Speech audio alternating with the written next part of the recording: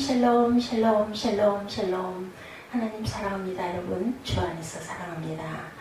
오늘 출애굽기 35장 4절에서 36장 7절까지 우리 함께 합독했습니다. 마음이 지혜로운 자는 어떤 사람인가? 요즘 우리나라에서 흔히 쓰이는 외로 중에 노하우라는 말, 요즘만이 아니라 노하우라는 이야기 거의 외래어가 되었죠. 원래 영어로 말하자면 노하우니까 직역해서 풀면 어떻게 할지는 아는 것, 노하우, 그렇죠? 이라는 뜻이 되겠지만 사전에 보면 특화되지 아니한 그러나 기술 경쟁의 유력한 수단이 될 수 있는 기술 정보나 기술 경험 등을 뜻하는 것이다. 이렇게 나와 있습니다. 그러나 이 외래어는 우리나라에서 원래는 주로 산업 분야에서 쓰이는 것이었다가 점차 다른 일상생활의 경우들에서 확대됐죠. 이제는 어떤 일을 하기 위해 실제적인 지식이나 기능, 요령이나 비결 등의 뜻으로 폭넓게 사용하게 된 것 같습니다. 이스라엘 백성들이 성막을 만들 때도 난생 처음으로 해보는 그 대공사에 대한 노하우가 필요했겠죠. 출애굽기 25장 8, 9절에서 하나님께서는 모세에게 내가 그들 중에 거할 성소를 그들을 시켜 나를 위하여 짓되 물은 내가 네게 보이는 대로 장막의 식양과 그 기구의 식양을 따라 지을지니라 이렇게 말씀했습니다.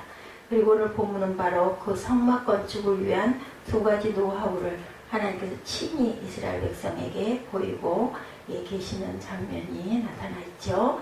35장 4절에서 9절에 이 하나님께서는 마음이 원하는 자들이 성막 건축을 위하여 어떤 재료를 바치할 것인지를 조목조목 설명해 주시고 계십니다.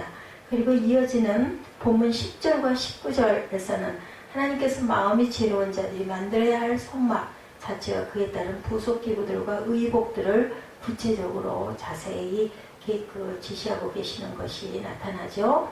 사실 이 4절에서 19절까지 기록된 말씀은 이미 출애굽기 25장부터 28장에 걸쳐 자세히 설명된 것을 간추려서 다시 언급하고 있는 겁니다. 그럼에도 불구하고 하나님께서는 이처럼 같은 말씀을 반복해서 이스라엘 백성들에게 들려주신 이유는 그들로 하여금 성막을 건축함에 있어서 그 어떤 방법이 전혀 필요 없고 오로지 하나님께서 가르쳐 주신 대로만 하면 될 뿐인 것을 강조하시기 위함이었죠.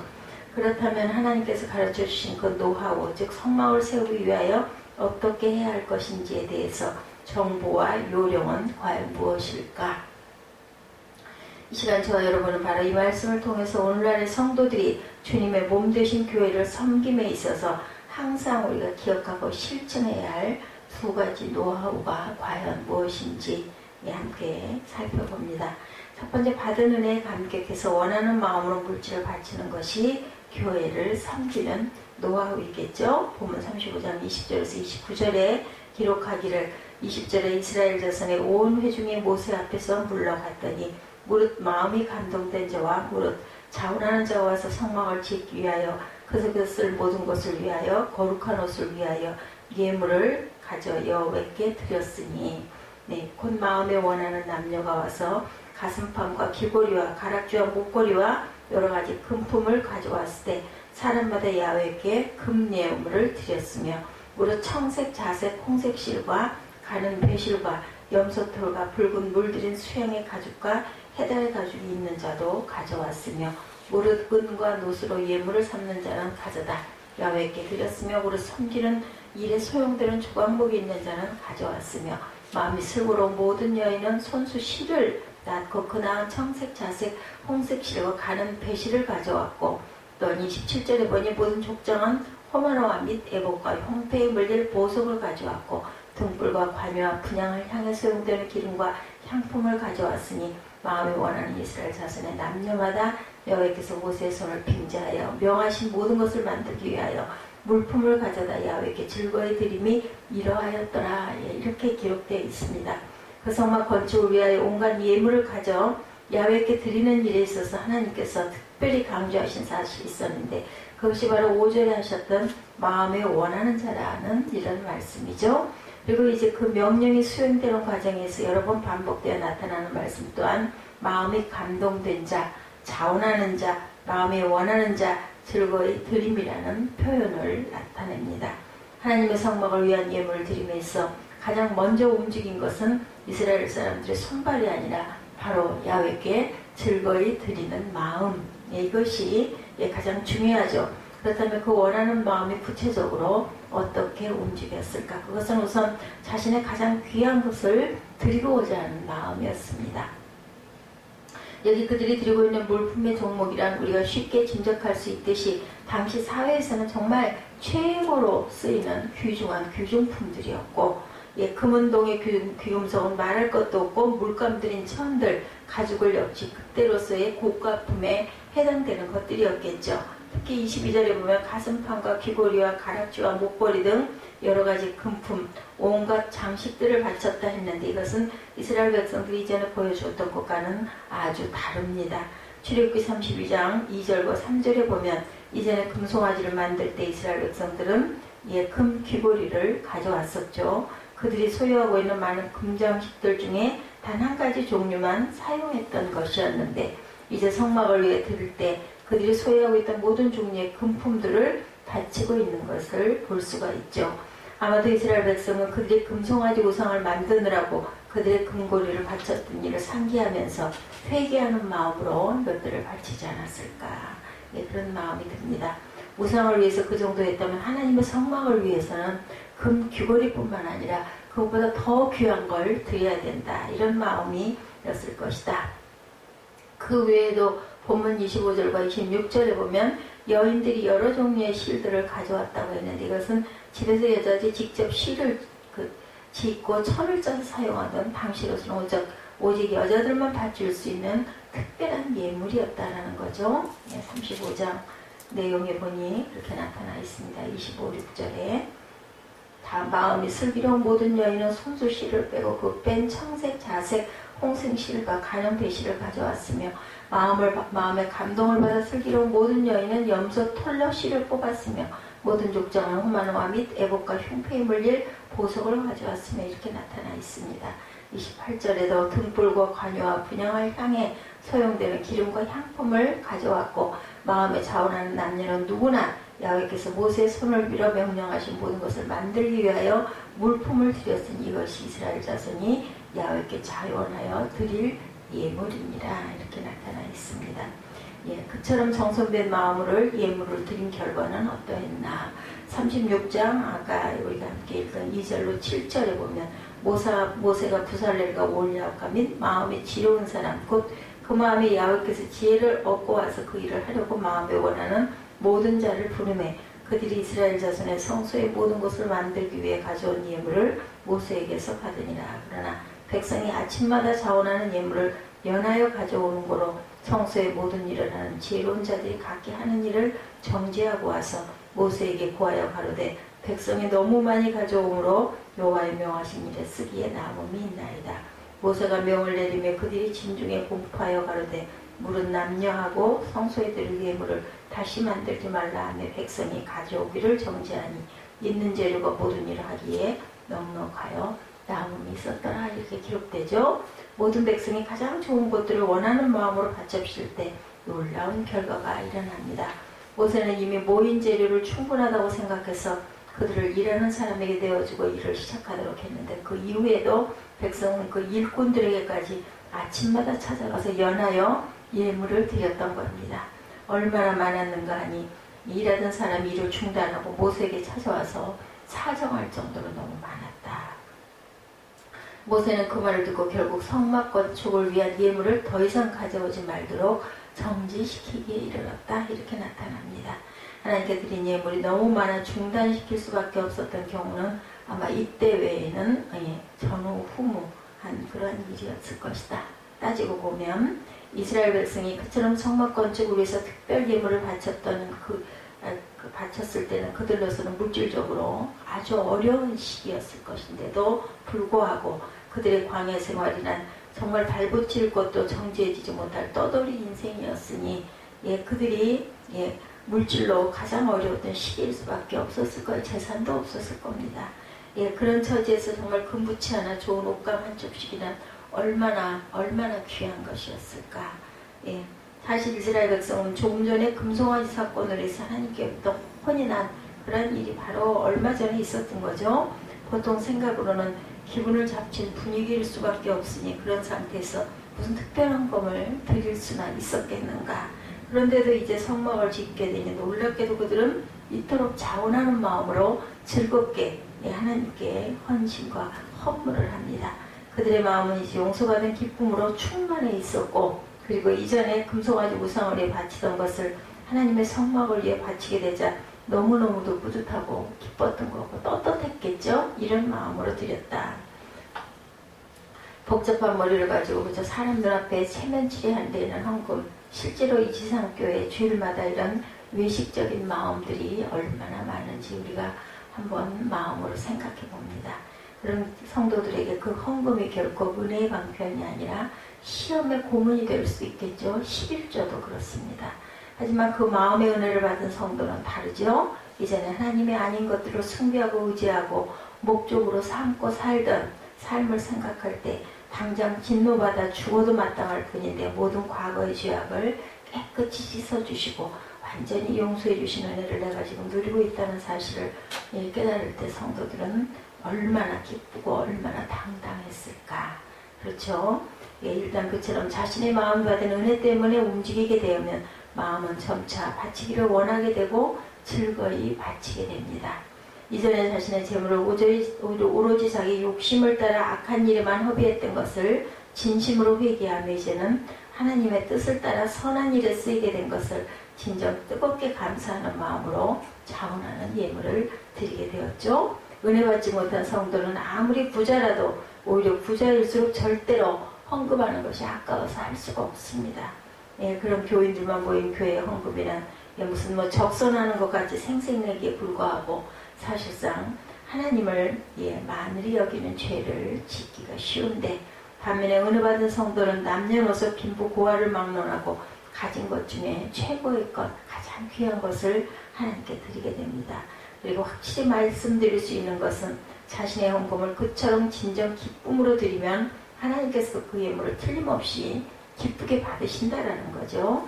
죄 용서의 감격과 구원의 확신이라는 큰 은혜를 분명히 받은 자라면 필연적으로 따라오는 것은 자원안으로 드리는 풍성하게 드리는 헌금이죠. 주님의 교회를 늘 쓰고도 남음이 있을 정도로 풍성하게 채우는 성도들이 됩니다. 성령의 감동을 받아 지혜로운 마음으로 몸을 바치는 것이 또한 교회를 섬기는 노하우다. 두 번째입니다. 물질과 두 번째는 몸을 드리는 거죠. 본문 35장 30절에서 36장 1절에 모세가 이스라엘 자손에게 이르되 볼지어다 여호와께서 유다 지파 홀의 손자여 우리의 아들인 부살레를 지명하여 부르시고 하나님의 신을 그에게 충만하여 지혜와 총론과 지식으로 여러 가지를 얘기하시되 공교하는 일을 연구하여 금과 은과 노수로 일하게 하시며 보석을 깎아 물리며 나무를 새기는 여러 가지 공교한 일을 하게 하셨고, 또한 단지파 아하사막의 아들 오홀리압을 감동시켜 해서 가르치게 하시며 지혜로운 마음을 그들에게 충만하게 해서 여러 가지 일을 하게 하시되 조각하는 일과 공교로운 일과 정색, 자색, 홍색실과 가는 배실로 수놓는 일과 짜는 일과 그 외에 여러 가지 일을 하게 하시고 공교로운 일을 연구하게 하셨느니 부살렐과 오홀리압과 및 마음이 지혜로운 사람 곧 야훼께서 지혜와 총명을 보사 성소에 쓸 모든 일을 할 줄 알게 하심을 입은 자들은 야훼의 물은 명하신 대로 할 것이니라. 이렇게 기록되어 있습니다. 마음이 지혜로운 자란 말을 영어 성경에서는 손재주 좋은 사람 등으로 번역하고 있지만 원문 의로는 wise hearted라는 뜻으로 우리 마음 우리나라 번역이 원문에 가깝습니다. 사실 성막을 만드는 기술자라면 손재주 좋은 장인이 적격인 것 같은데 왜 하나님께서 마음이 지혜로운 자라고 이렇게 말씀하셨을까? 성막을 만드는 기술자라면 그저 손재주 좋은 장인이 적격이겠지만 본문에서 두 가지 뜻을 찾아보는데, 첫째는 하나님께서 자기들의 그런 일을 할 수 있는 지혜를 주셨다라는 사실을 깨달는 가운데 일하는 사람이란 의미죠. 30절과 31절에 보면 하나님께서 지명하여 부르시고 하나님의 신을 그에게 충만케 하여 라고 말씀합니다. 이어지는 구절도 일하게 하시며 지혜로운 마음을 충만케 하사 일을 연구하게 하셨나니 일을 할 줄 알게 하심을 입은 자, 이렇게 말씀하죠. 이런 모든 말씀은 아무리 사람의 재주와 기술이 좋다 해도 그 모든 것들이 하나님께서 내려주신 특별한 은사이며 무엇보다도 성령의 감동하신 지혜가 없이는 아무리 최고의 전문가라 하더라도 교회를 섬기는 일은 할 수 없는 거다라고 강조되어 있습니다. 교회를 섬기는 자들은 자기에게 내려주신 능력이 오로지 하나님께서 당신의 선한 일에 쓰라고 주신 것인 줄을 깨달는 가운데 그 능력을 바로 사용할 수 있도록 항상 성령님의 도우심을 바라는 기도를 겸손히 드리며 섬겨야겠다. 마음이 지혜로운 자의 의미는 둘째로 성막을 위해 바쳐진 예물이 얼마나 귀중한 것임을 깨닫고 아껴서 사용할 줄 아는 지혜를 가진 사람이라는 뜻도 포함되어 있습니다.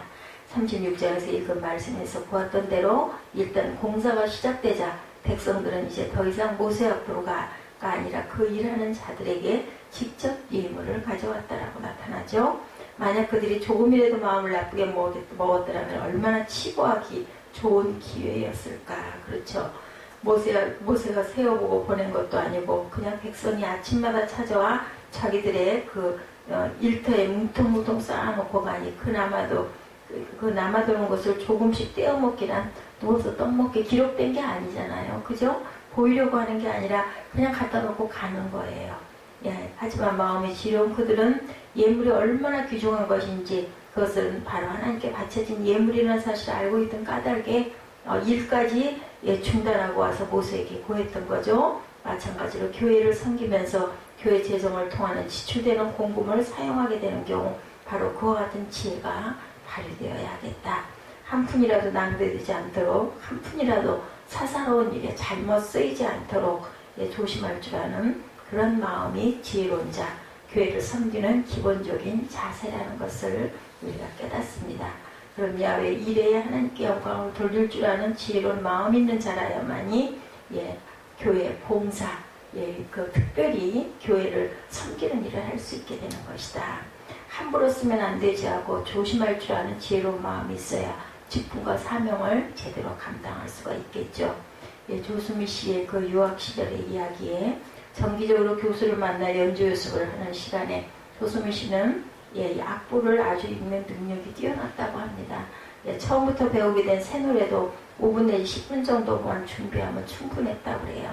근데 어느 날 조수미 씨의 연주가 끝난 후에 교수가 악보를 바닥에 내동댕이 치는 그러한 일을 했다고 합니다. 그리고는 아주 정확하게 잘 불렀다고 생각하고 있는 어떤 그 곡을 가지고 지적을 하면서 너는 수업 시간마다 겨우 10분만 준비해서 여기 나오지 않느냐, 내가 모를 줄 아느냐라고 야단을 했다고 합니다. 그 사건을 회상하면서 조수미 씨는 100명의 사람들을 속일 수 있어도 한 명의 전문가는 절대로 속일 수가 없다라는 것을 깨닫고 더욱더 열심히 연습을 했다, 이런 이야기가 있다고 그래요. 교회는 영적 공동체인 까닭에 성령의 감동을 받은 성도가 그렇지 못한 성도가 금방 드러납니다. 성령의 감동 없이 자신의 지식만 능력만 뽐내는 그런 성도들, 그러면서 속이는 내가 없으면 이 교회의 일은 안 될 텐데 이런 생각을 갖고 있는 그런 사람들은 반드시 드러나죠. 성령의 감동을 받은 성도에 있어서는 자신의 특별한 능력이 주님의 몸 되신 교회를 섬기는 여러 가지 공교환을 일을 위해서 사용할 수 있다는 자체가 그저 너무 감사하고 감격스럽죠.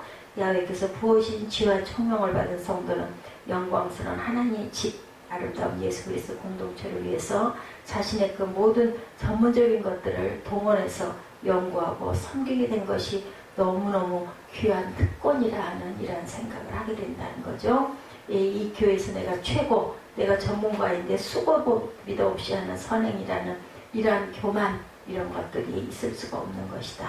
내게 하나님께서 달란트를 주셨기 때문에 감사해서 섬깁니다, 이런 마음이 된다는 거죠. 언젠가 성도로부터 교회 일을 하는데 무슨 노하우가 필요하겠습니까? 누군가가 이런 이야기를 했다고 그러죠. 그 말은 교회 정말 필요한 일꾼은 팔 걷어붙이고 일을 해내는 교인이지 어떻게 일을 해야 잘한다 하고 그런 것을 생각하는 사람이 아니다.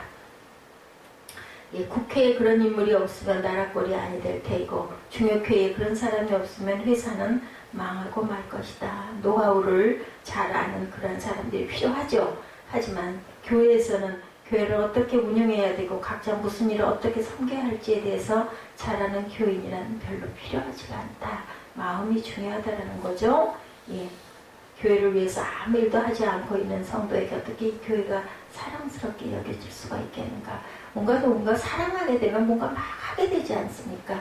이런 것처럼 예, 교회를 사랑하는 사람은 가만히 못 있어요. 봉사하고 싶어집니다. 하고 싶어 죽겠습니다. 예, 그런 마음이 분명히 있습니다. 저는 그런 거 저런 거 몰랐는데 꼬마 때 생각이 항상 납니다.